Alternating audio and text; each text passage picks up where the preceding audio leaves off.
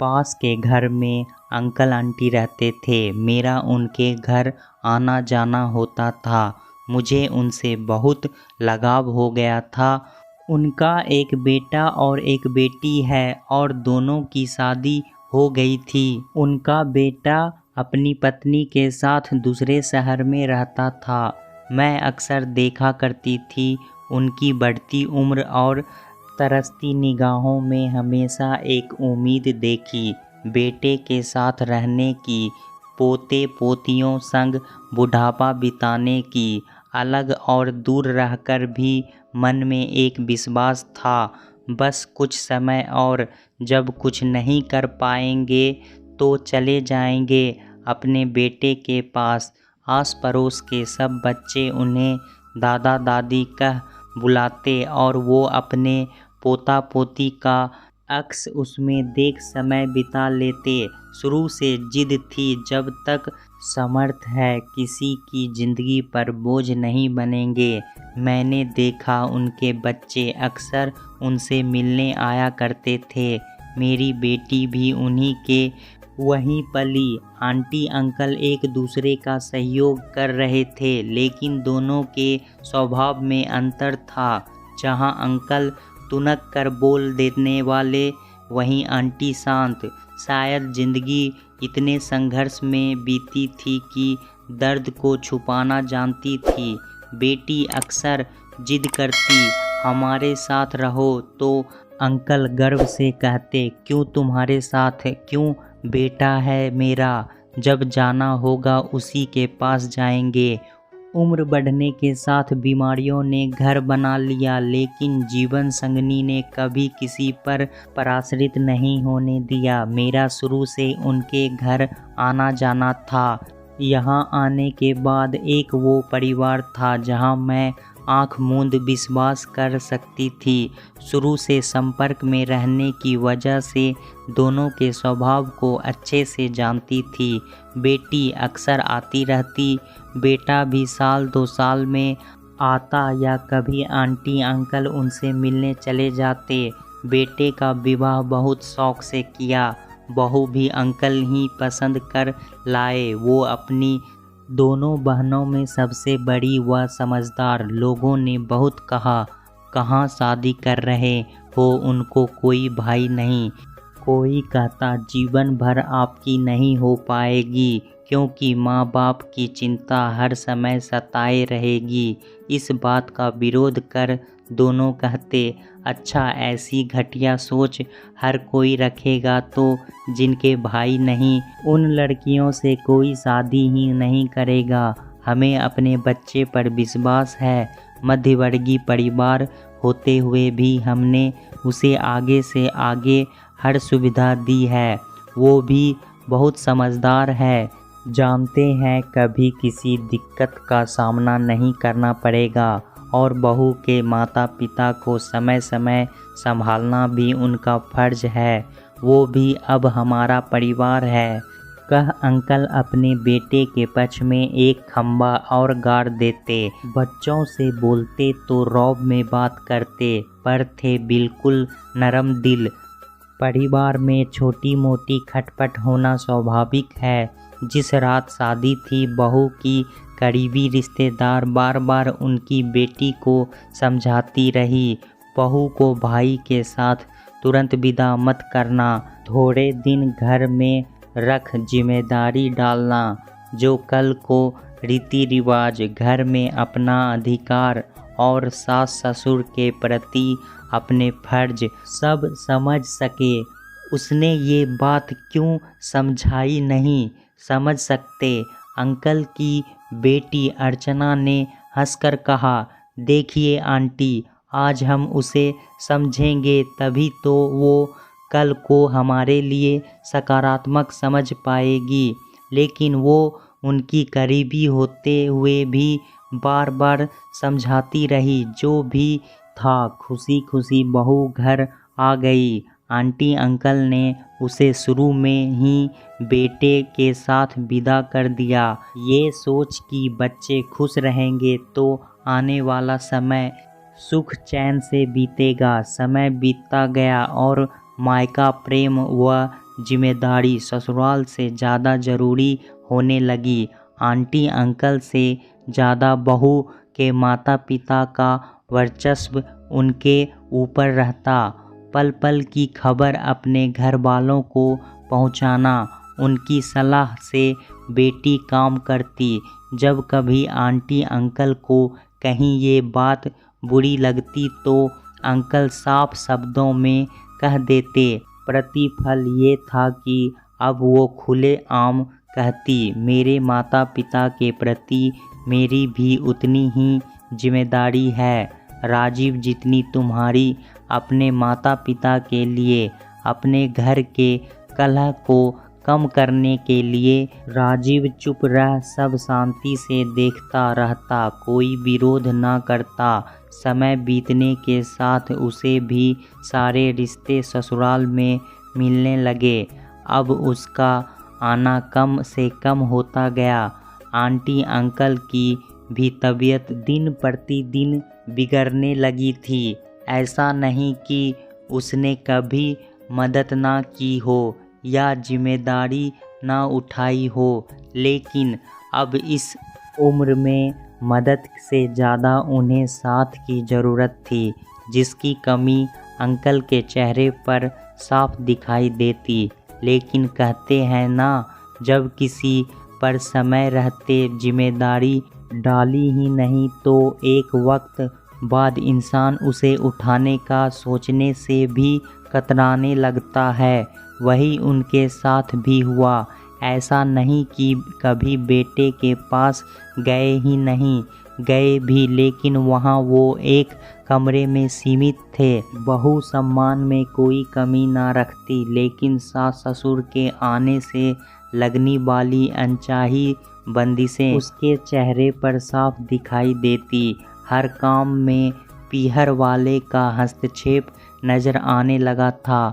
उसकी पूरी कोशिश यही रहती कि राजीव का जब अपनों से मोह खत्म होगा तभी तो मेरे घर वालों से जुड़ पाएगा। बहनों की शादी हो गई और इन दोनों की जिम्मेदारी और बढ़ गई। देख रही थी आंटी अंकल का आना जाना भी कम हो गया था। कई बार अंकल बच्चों से कहते, इतना बड़ा घर किसके लिए बनाया है, तो बहू तुनक कर कहती, सभी माता पिता अपने बच्चों के लिए करते हैं। बहू के माता पिता बस बहू वो जमाई तक सीमित थे। वो राजीव के माता पिता से कभी बात ना करते थे। बात अंकल को अखरती। अब आंटी भी बीमार रहने लगे थे। जो कहता उसकी यही सलाह होती, कहाँ बुढ़ापे में अकेले बैठे हो, बच्चों के साथ रहो, तभी तो आपसी प्रेम बढ़ेगा, एक दूसरे को समझ पाओगे और समय रहते बच्चों को अपनी जिम्मेदारी का एहसास होगा। दोनों निरुत्तर आंटी मुस्कुरा देती, हमें यही अच्छा लगता, और मैं उनकी उस मुस्कुराहट के पीछे छिपे दर्द को समझ पाती थी। इतना प्यार देने के बाद भी स्वार्थ बस एक औलाद कितनी पराई हो जाती है। जिस बहू को इतने प्यार से अपने परिवार को एक करने के लिए लाया जाता है, वही अपना स्वार्थ पूरा कराने को प्रेम से रह रहे घर में एकता बरकरार नहीं रख पाती। आदमी ये क्यों नहीं समझ पाता, जैसे वो अपने परिवार के लिए पति से अपेक्षाएं रख उन्हें पूरा करवाती है, तो मेरे भी अपने फ़र्ज हैं जो उसे पूरा करने ही होंगे। अंकल की आती आवाज़ें ये सब सोचने को मजबूर कर देती। बहुत दिनों तक दोनों दिखाई ना दिए। दुकान वाले सामान रख जाते। मैं शिरकत करने गई तो पता चला आंटी बीमार है। दोनों का अधिकांश समय अस्पताल के चक्कर लगाने में बीतता है। अंकल आपकी तबीयत ठीक नहीं रहती, आप कहें तो आंटी को मैं दिखा लाऊं? अंकल ने बड़े गर्व से कहा, नहीं परेशान मत हो, मेरा बेटा आ रहा है। बचपन से बहुत समझदार है, एकदम शांत, परिस्थितियों को समझने वाला। देखना, जब मम्मी को बीमार देखेगा तो अकेले नहीं रहने देगा। बेटा आया भी, इलाज भी करवाया और 10-5 दिन साथ रह चला गया। अंकल टूटे हुए दिखाई दे रहे थे, लेकिन आंटी के चेहरे पर कोई भाव न थे। वही रोज की तरह छोटे छोटे कदम बढ़ाते हुए ज़रूरत के सामान को लाने में लगी थी।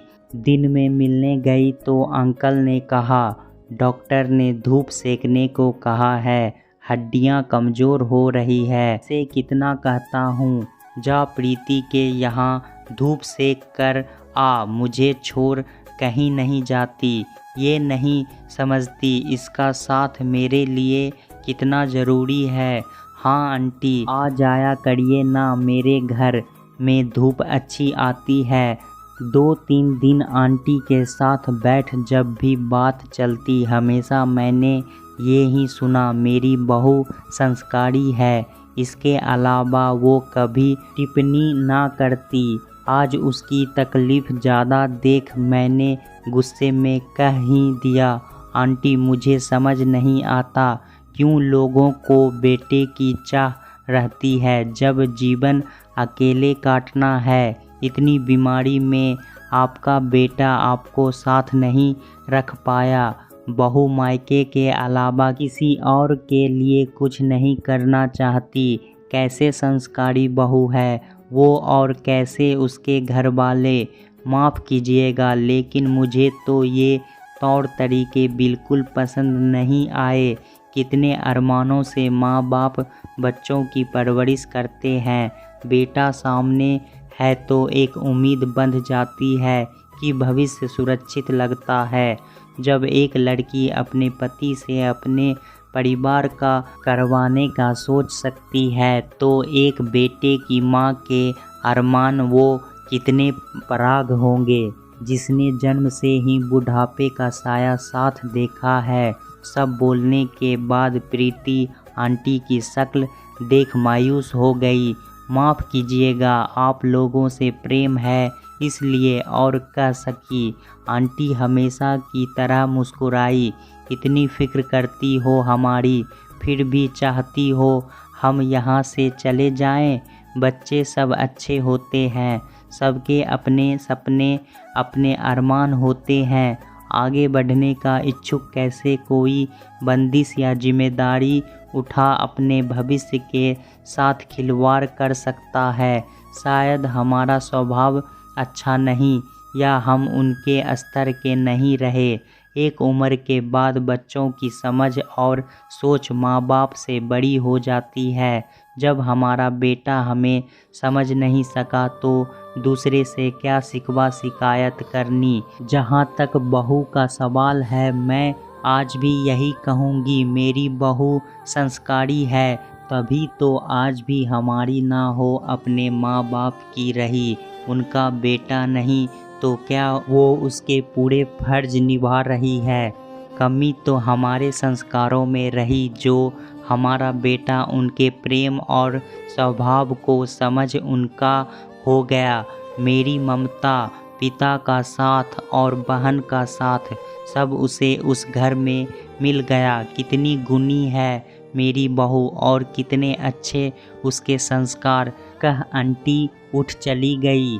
नहीं जानती वो कितनी सहज थी, लेकिन उनके पीछे के दर्द को मैं समझ सकती थी। जान गई थी असहाय कोई नहीं होता। अंकल अब ना के बराबर दिखते, क्योंकि आस और विश्वास दोनों टूट चुके थे।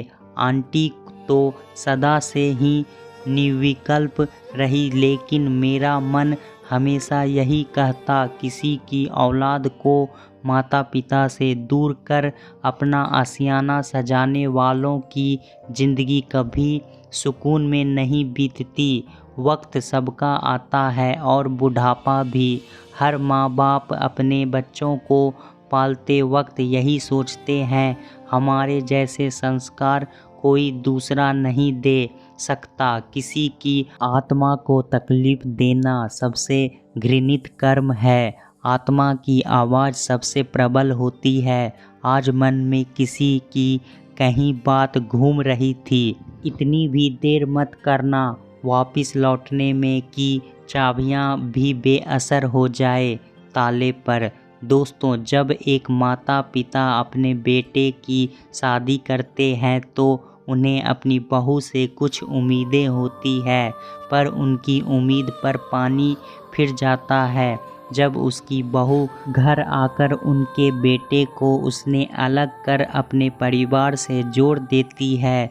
हर माँ बाप का हक होता है अपने बेटे के साथ रहने का, पर ऐसा नहीं हो पाता। किसी भी बहू को ऐसा नहीं करना चाहिए।